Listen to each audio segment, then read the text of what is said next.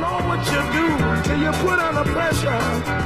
Cross 110th Street is a hell of a tester. Hello everyone, we are the Movie Meisters. I am Kenneth. And I'm Matt. And we just saw the movie Jackie Brown.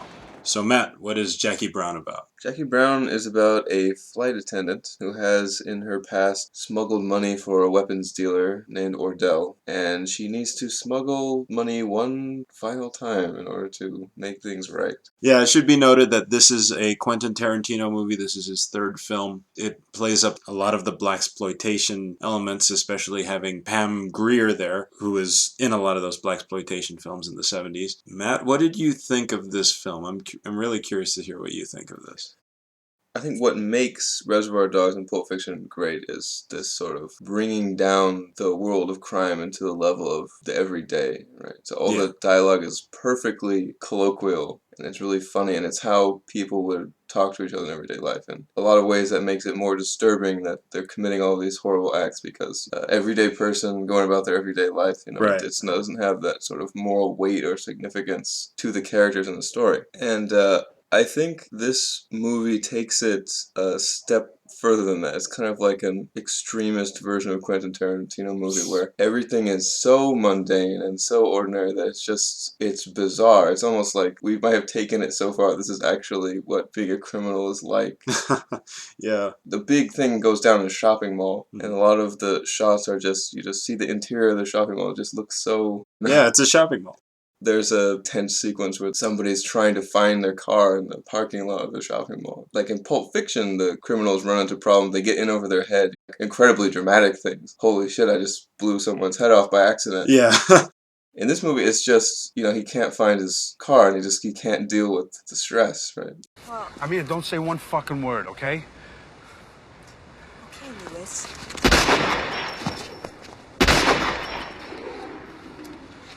I thought the build-up to the first character's death, played by Chris Tucker, was actually really well done. Ordell, Samuel L. Jackson, goes through this whole song and dance explaining, you know, oh, I need your help on this deal that I have to do. I need you to get into this trunk. I'm sorry, man, but I ain't getting no goddamn trunk. I can't believe you do me like this. And of course we have the famous Quentin Tarantino shot from the trunk looking up at them. I really like that. It's very Hitchcockian, I think. Yeah, you get a lot of build-up, more so than you would expect in something like Pulp Fiction. Jackie Brown preparing all the different things she needs to do in order to do the bag exchange. You never actually have a scene where she explains what the final plan is. Right, right. And that uncertainty actually adds quite a lot of suspense in the parts where they're doing the exchange. There's a part where she's panicking, and we're not sure if she's panicking because it's part of the plan, or if she's really panicking. There's also a scene afterwards where he's interrogating her, and after he leaves, you see her almost break down in tears. So what does that mean? That uncertainty adds a lot of suspense to the ending scenes.